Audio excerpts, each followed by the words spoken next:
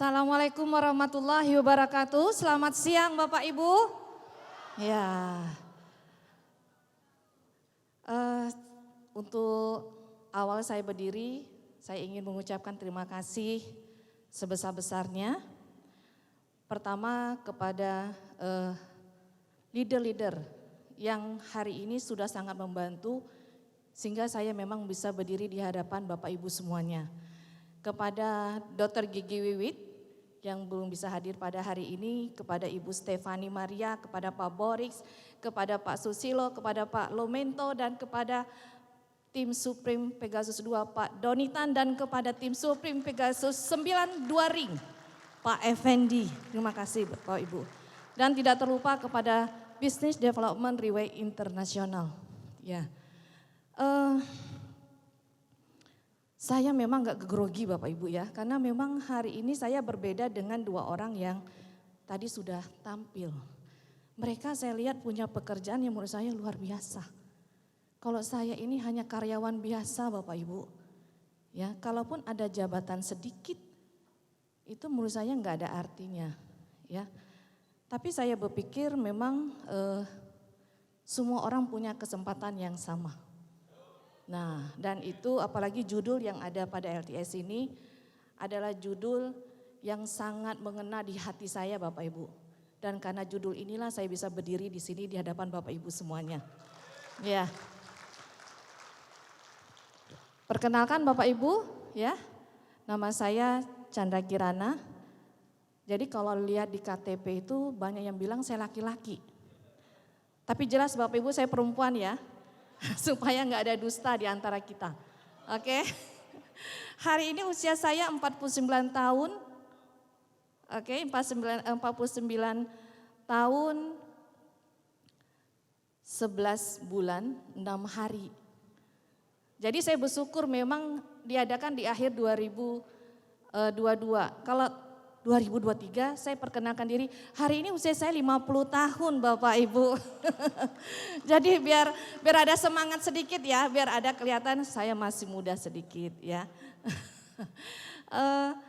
Saya dilahirkan dari sebuah keluarga yang sangat sederhana. Saya adalah anak nomor 2 dari 3 bersaudara Bapak Ibu. Kemudian hari ini memang saya sudah menikah dan memiliki 2 orang putra dan 1 orang putri. Ya, pekerjaan saya sudah 30 tahun menjadi pegawai negeri sipil. Yang hari ini memang saya bekerja cukup lumayan jauh lah kalau di Kota Batam ya. Kalau Bapak Ibu yang ada di Kota Batam pernah jalan-jalan ke Barelang? Pasti pernah. Kalau udah ke sana jalan 1 hari ke pantai capeknya 3 hari betul? Kalau mau cepat hilang pun pakai diurut-urut segala Bapak Ibu. Tapi saya setiap hari dari pagi sebelum jam 7 berangkat ke sana. Jadi tempat kerja saya itu sebelum RSKI dari pinggir jalan masuk lagi 12 km sampai ke ujung pantai Bapak Ibu. Pulang sampai ke rumah sebelum jam 5 sore. Dan saya tetap menyediakan waktu di luar itu melaksanakan profesi saya kedua di PT Riway Internasional. Ya, saya disekolahkan oleh orang tua saya itu di sekolah kesehatan yaitu kebidanan ya dulu. Yang sebenarnya saya pun nggak suka profesi itu Bapak Ibu. Tapi saya sangat tahu bahwa pilihan orang tua pastilah yang terbaik. Selesai pendidikan saya ditugaskan di sebuah kepulauan kalau Bapak Ibu tahu namanya Pulau Moro. Ya, Moro itu yang saya tahu adalah pulau yang lingkungan alamnya masih sangat bagus. Air, pantai dan pasirnya itu sangat bagus. Dan saya lebih suka ke situ aja daripada ke pekerjaan saya Bapak Ibu. Nah, kemudian juga saya hijrah ke Batam karena saya sudah menikah dan ditugaskan di salah satu puskesmas yang ada di Kota Batam. Nah, di Batam selain saya di puskesmas, memang saya juga membuka praktek. Kalau dulu praktek bidan masih muda Bapak Ibu. Ya, kehidupan ekonomi saya pada saat itu agak lumayan.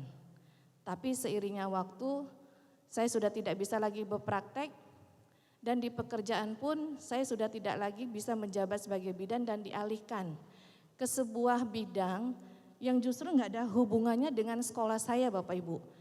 Kalau di bidan saya berhadapan dengan ibu hamil melahirkan sesuatu yang hidup-hidup. Tapi sekarang saya berhadapan dengan sesuatu yang mati-mati Bapak Ibu. Berhadapan dengan komputer, dengan data ya, dan dengan semua masalah yang ada di unit saya. Nah, itu pun saya lakukan. Kenapa? Karena saya pikir saya sedikit mempunyai penghasilan lebih dibanding yang lain. Ya. Tetapi di luar itu saya nggak punya income. Ya, karena praktek saya sudah nggak bisa, saya terus berpikir untuk tetap berusaha menimbulkan adanya penghasilan tambahan. Karena saya lihat dari sisi suami, sepertinya udah nggak bisa lagi Bapak Ibu.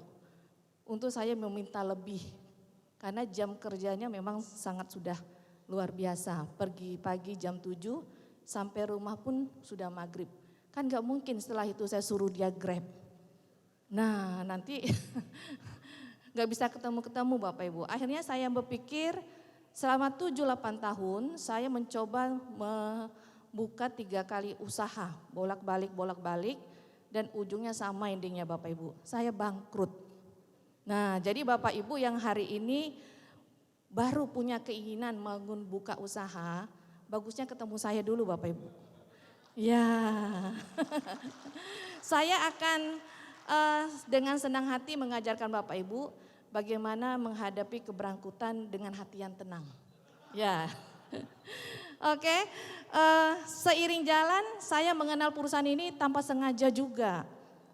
Di sebuah kesempatan rapat di Pemko, saya ketemu dengan Dr. Gigi Wiwit yang beliau sebelumnya memang pernah menjadi pimpinan di puskesmas saya. Kita ngobrol di waktu istirahat, beliau menanyakan kondisi saya karena beliau sangat tahu. Selain pegawai negeri, di luar itu saya sepak terjang untuk mendapatkan penghasilan tambahan demi keluarga itu sangat banyak. Saya sampaikan kepada beliau, hari ini saya nggak punya apa-apa. Terus gimana anak-anak? Saya nggak tahu.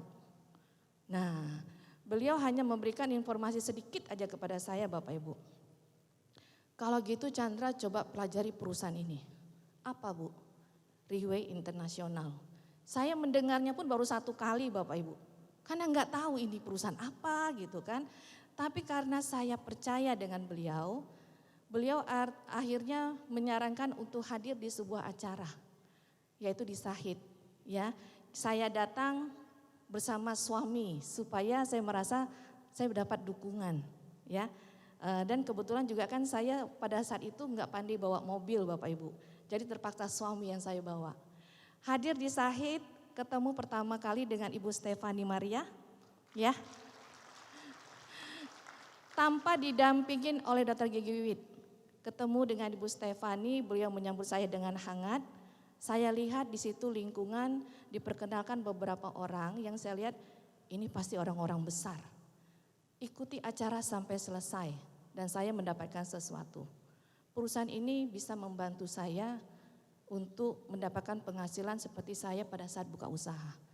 Saya di situ aja saya berpikir, pulang ke rumah naik mobil bersama suami, saya diskusi, saya ingin mendapatkan dukungan beliau.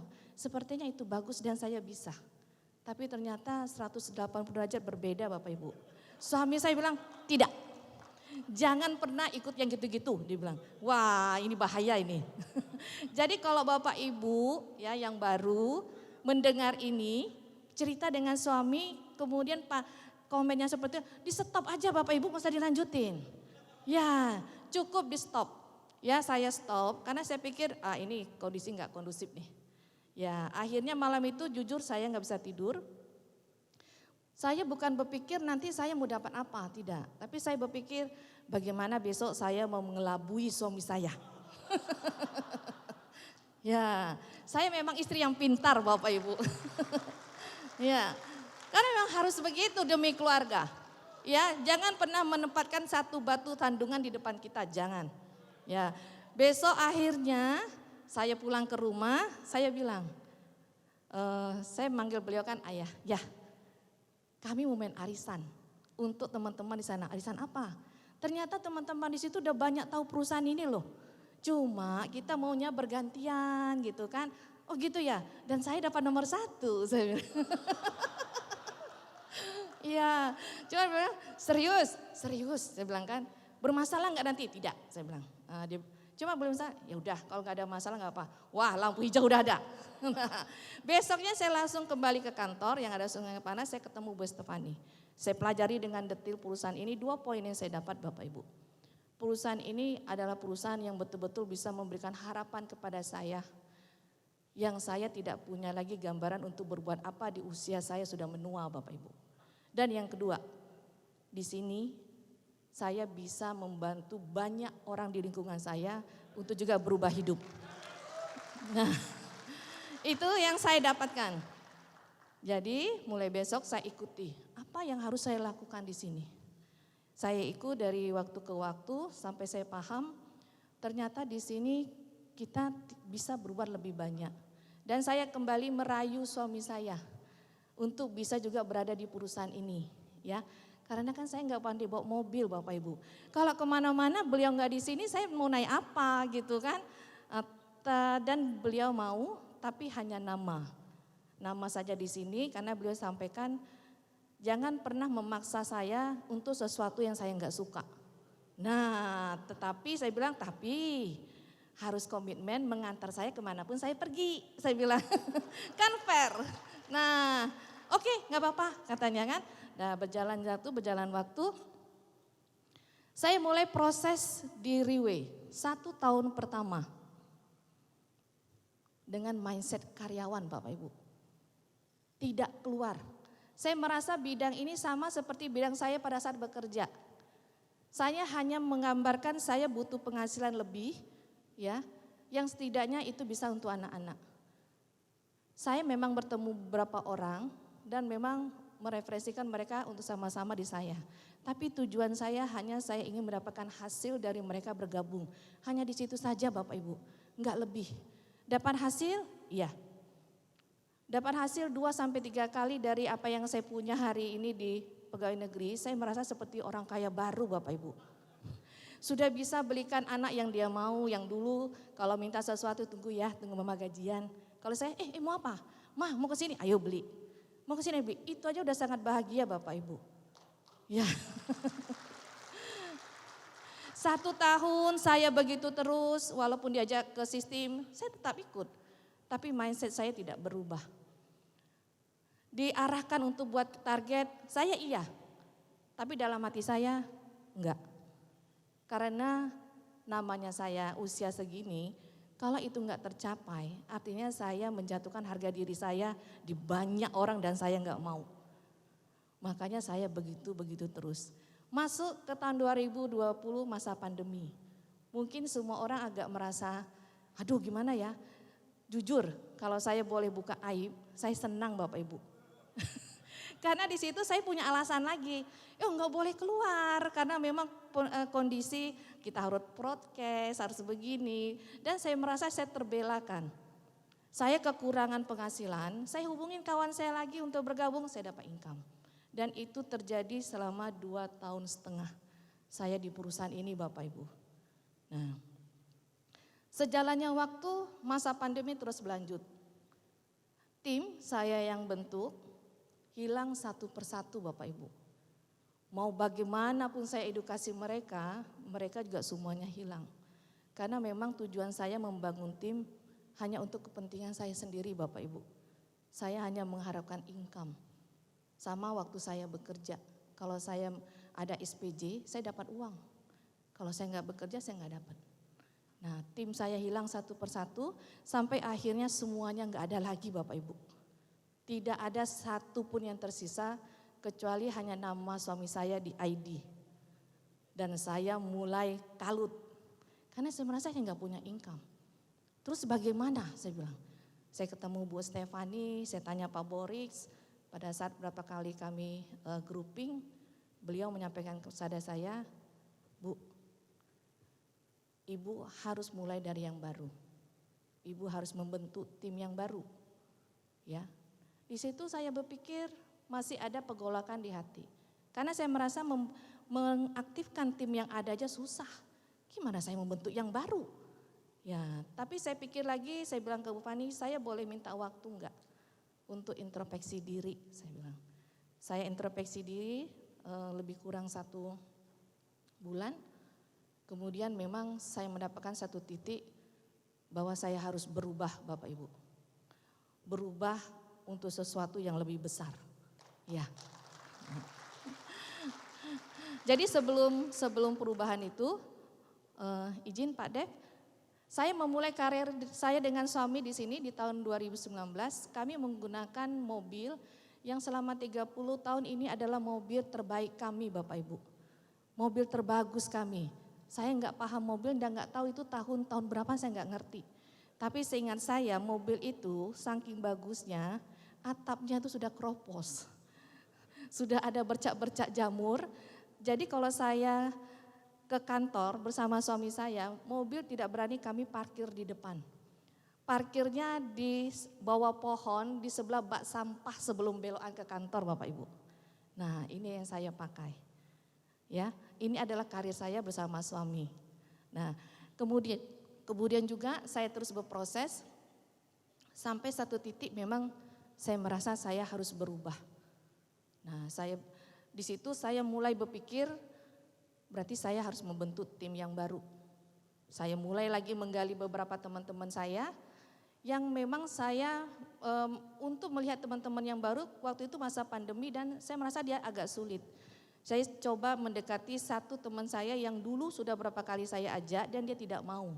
Ya, teman satu profesi dengan saya yang pada saat masa pandemi beliau diisolasi di rumah bersama suami pun saya serang pakai Zoom sama Bu Stefani. Gak bisa ketemu, kita pakai Zoom aja. Ketemu bahas berapa kali, beliau selesai isoman, saya kejar lagi bagaimanapun dia harus ke kantor.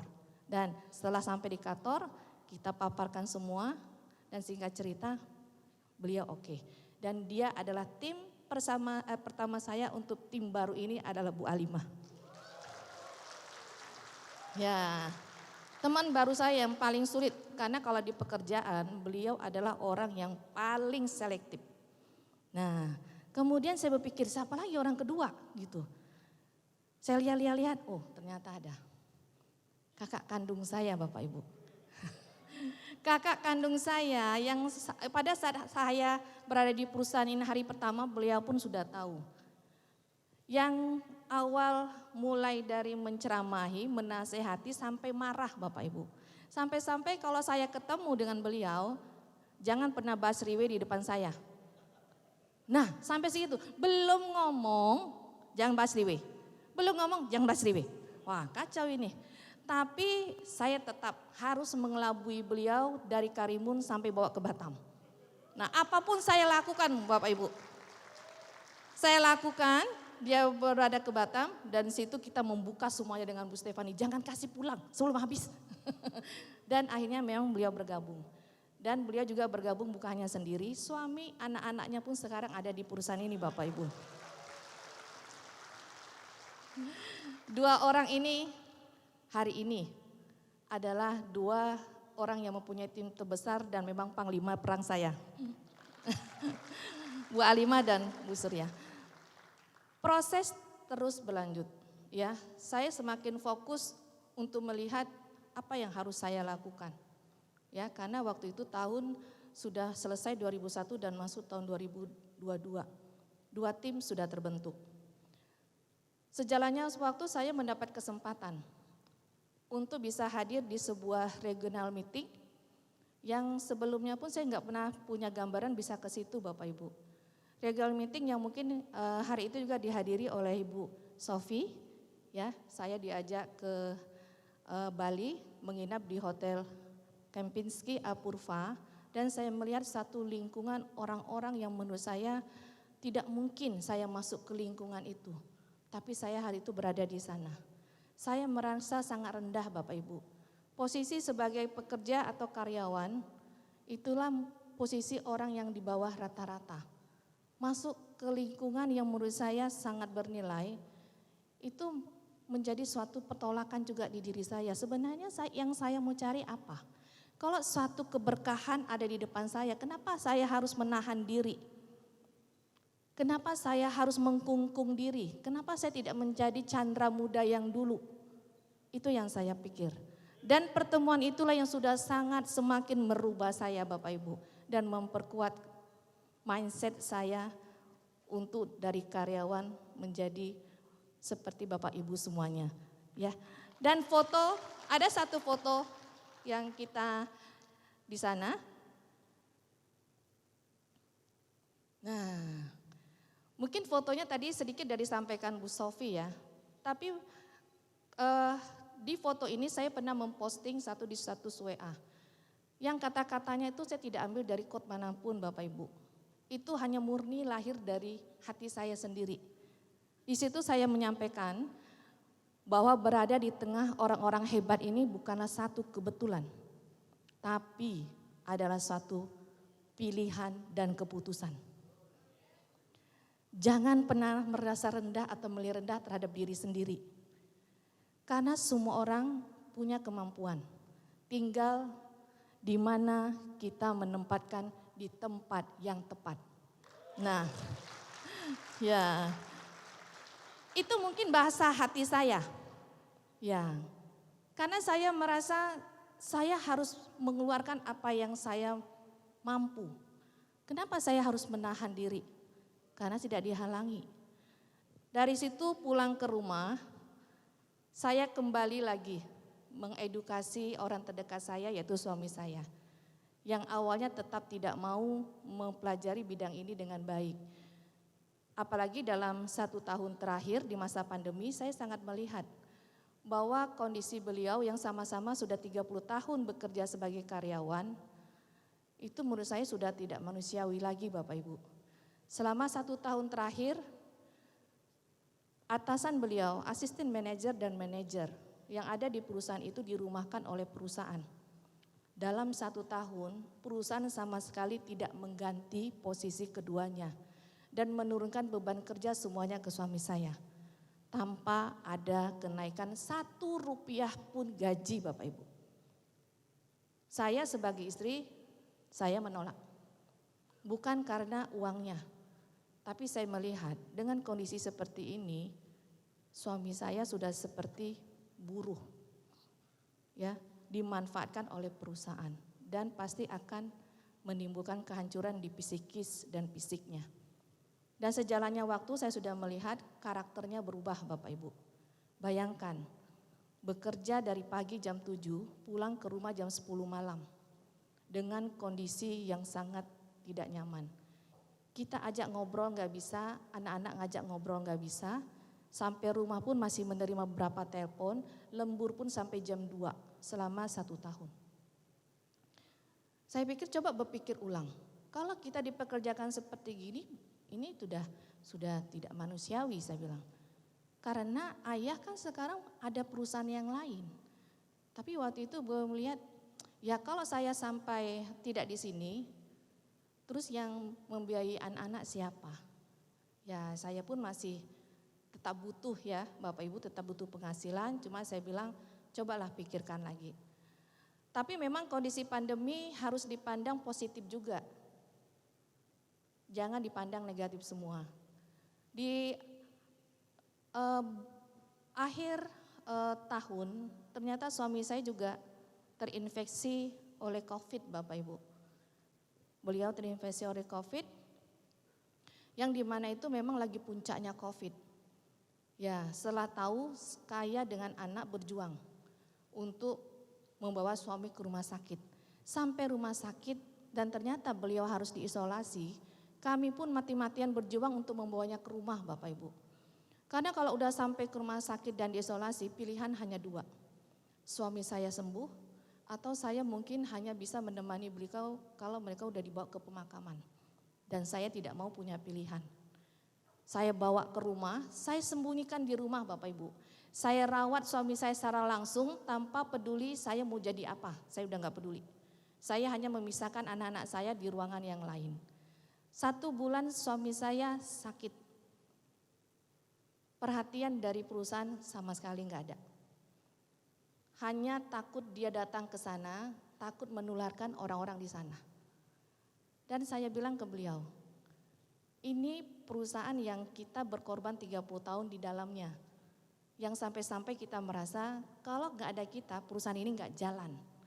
Tapi percayalah, kalau suatu waktu ayah sudah nggak ada, besoknya dia akan mendatangkan 10 orang lagi yang lebih bagus mungkin dari ayah. Tapi hari ini kalau ayah nggak ada, saya dan anak-anak adalah orang yang pertama paling menderita. Itu saya sampaikan ke beliau. Nah mungkin dari situ beliau sedikit mendapat gambaran dan saya bilang kita hari ini harus berani mengambil keputusan. Ya, apa yang harus kita lakukan? Karena kalau berhenti dari perusahaan ini, ayah sama sekali bukan tidak mempunyai pekerjaan, justru ayah hari ini berpindah ke sebuah pekerjaan yang perusahaan ini 10 kali besar dibanding perusahaan ayah yang sekarang. Nah, saya sampaikan beliau seperti itu dan beliau menyampaikan, coba saya pelajari. Nah, pelajari, kenal sama lingkungan beberapa teman-teman. Dalam 2 minggu beliau mengambil keputusan, saya mau resign. Ya. Ya. Ada rasa bahagia Bapak Ibu. Ada rasa bahagia karena saya sudah mampu merasa menyelamatkan suami saya. Tapi ada rasa takut bahwa penghasilan saya tetap hilang Bapak Ibu. Nah, tapi saya tetap memilih. Namanya penghasilan kita masih bisa cari di tempat yang lain, terutama di perusahaan ini. Tapi keberadaan beliau bersama kami dan anak-anak, dia tidak akan bisa tergantikan. Nah, dari situ suami saya mulai berproses sampai hari ini justru beliau adalah seseorang yang sama sekali saya tidak bisa hentikan di perusahaan Riway Internasional Bapak Ibu. Tidak bisa. Tidak ada satu hari pun tanpa aktivitas Riway, tidak ada. Dan itu yang saya lihat ya. Dan kami terus dengan tenaga 2 orang itu akan membuat target menjadi besar dan terukur, mudah kami dapat. Ya, kami terus berproses. Sampai suatu waktu setelah saya merasa kami bisa membangun tim bersama tim dan inilah tim yang 8 bulan bisa saya bangun Bapak Ibu. Ya, dan semuanya hari ini tidak ada satupun yang hilang dan semua tim saya hadir pada kesempatan LTS ini. Ya. Berjalan waktu kami membangun satu tim dan satu tim baru dengan pola pikir yang berbeda. Kalau dulu saya hanya berpikir saya mereferensikan satu tim, saya punya penghasilan. Tapi hari ini tidak Bapak Ibu. Saya mereferensikan satu tim, saya harus bertanggung jawab kepada mereka untuk mereka betul-betul memahami perusahaan ini dan mendapatkan penghasilan ataupun mendapatkan perubahan yang beliau mau. Sehingga saya berkomitmen satu tim di saya dia tidak akan hilang begitu saja tanpa hasil. Nah, ya, kita berproses sampai tahun 2022 pertengahan tahun kemarin masuk karena saya muslim masuk ke event Idul Fitri 1 minggu sebelumnya. Duduk bersama suami, kemudian beliau mungkin sedikit bercerita dengan saya, ternyata tahun ini beda ya gitu. Kenapa? Saya bilang, biasanya dapat THR, kali ini tidak gitu kan. Wah. Saya agak, saya bilang mau kasih siapa gitu kan. Enggak sih dibilang. Kemudian beliau juga menyampaikan kepada saya, biasanya 1 minggu sebelum lebaran itu dapat air kaleng. Tapi sekarang tidak. Waduh, saya pikir mungkin waktu itu dia hanya menyampaikan sepintas, tapi saya lihat wajahnya beda. Artinya apa? Dorongan saya membuat beliau berhenti ternyata berbekas juga. Dan saya merasa bersalah Bapak Ibu. Besoknya saya kerja ke Galang, saya infokan ke anak saya, coba hari ini ajak ayah jalan-jalan. Ikuti beliau kemanapun beliau mau. Nah saya sampai sana, saya dapat video call dan melihat ternyata suami saya perginya ke sebuah showroom kali ya, sebuah showroom dan melihat beberapa mobil. Saya kan nggak paham mobil Bapak Ibu, nggak paham sama sekali karena memang tidak bisa mengendarai mobil. Saya hanya lihat anak saya memvideokan ayahnya lagi lihat sebuah mobil warna putih dan yang saya lihat kayaknya gede juga mobilnya ya gitu. Ya, kemudian saya telepon anak saya, itu mobil apa gitu. Dia memang menyebutkan salah satu merek Bapak Ibu, merek mobil ya. Jadi saya lihat, oh kayaknya saya pernah dengar. Terus harganya berapa? Saya bilang. Beliau menyampaikan satu angka yang saya bilang, ternyata banyak juga ya harganya. Besar juga ya. Iya Ma, jadi gimana? Saya pikir-pikir tunggu sebentar. Saya melihat ada rekening saya, kemudian saya telepon, bawa tolong bayarkan DP-nya dulu. Saya bilang, nah ya. Anak saya langsung, karena udah disuruh bayar DP, yang marah ayahnya Bapak Ibu. Karena merasa ini anak muda kita baru tengok-tengok kenapa berani-berani ngasih uang. Cuma anak saya bilang, enggak tadi mama telepon katanya suruh bayar DP. Nah sampai saya pulang ke rumah, kembali lagi Bapak Ibu. Saya wajar kalau saya ditegur, begini-begini kita ini sekarang udah enggak kerja, mana ada uang segitu-segitu. Tapi saya bilang tenang, kita uangnya ada. Besok kita bank dan kita bayar. Ya, ya. Karena memang sudah agak mepet ya, agak mepet di bulan Lebaran. Akhirnya saya bergegas besoknya ke bank dan langsung membayar secara rekening. Dan inilah mobil yang saya hadiahkan untuk suami saya. Ya. Beliau ada sedikit cerita pada saat mau ngambil mobil itu, ya mau nyetir ke Nagoya itu muternya kemana-mana Bapak Ibu. Saya nggak tahu ini mau kemana, saya bilang, aduh saya kok nggak hafal jalan ya jadinya.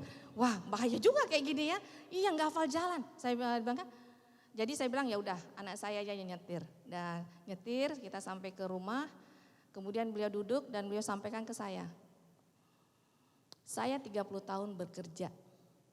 Selama 30 tahun, saya membeli satu mobil Avanza pun gak bisa. Tapi justru sesuatu yang saya impikan dari dulu, saya dapatkan pada saat saya sudah pensiun. Pak Juan, ya. Saya baru terasa Bapak Ibu, bahwa sebenarnya perjuangan untuk membahagiakan orang tercinta itu berdampak besar untuk saya. Saya sudah tidak mempedulikan angka, saya sudah tidak mempedulikan apapun. Karena hari ini yang saya lakukan adalah untuk orang-orang tercinta Bapak Ibu. Termasuk keberanian saya untuk mengambil keputusan dengan cepat berada di perusahaan ini adalah untuk orang-orang tercinta. Nah itu yang saya lakukan. Nah, dan saya pun bersyukur melalui hasil apa yang saya dapat dengan berkarir di perusahaan ini. Impian Chandra Muda yang dulu berada di Moro Bapak Ibu, sekarang pun terwujud. Dan kami sudah memiliki satu lokasi yang kami siapkan untuk hari tua kami Bapak Ibu. Ya, satu lokasi pantai yang kami bercita-cita ada rumah di situ, sehingga kami bisa menghabiskan waktu berdua dengan indah. Ya, dan saya memang tidak sampai di sini Bapak Ibu. Nah ini baru awal. Ya ini baru mulai Bapak Ibu. Karena saya hotnya baru 8 bulan udah begini. Ya sementara hari ini jalan di depan saya baru terbuka. Ya hari ini saya baru sangat sadar. Apa yang saya lakukan 8 bulan yang lalu mengikuti duplikasi dari apa yang disampaikan oleh leader saya sama sekali tidak meleset 100%. Dan hari ini saya berkomitmen tadi semua tim dan apa yang ada di lininya adalah menjadi tanggung jawab saya untuk saya bisa mewujudkan juga apa yang Bapak Ibu mau dalam perubahan Bapak Ibu masing-masing. Nah, dan walaupun saya memang terlambat, tapi bulan ini adalah Pavo saya yang pertama kembali. Ya. Dan next, saya harus berani memberikan impian yang besar supaya juga saya mendapatkan hasil yang besar. Sama seperti teman-teman dan saudara-saudara saya yang ada di tim saya. Impian saya selanjutnya Bapak Ibu. Kalau dilihat mungkin hanya tanah biasa ya. Saya baru dapat lokasi itu setelah 1 tahun saya berkeliling Batam. Dan saya punya target untuk mendapatkan tanah di bumi Sangrila. Ya, 600 meter yang harganya 1.800.000 untuk saya ambil dan saya akan mendirikan rumah di situ bersama saya dan anak-anak saya.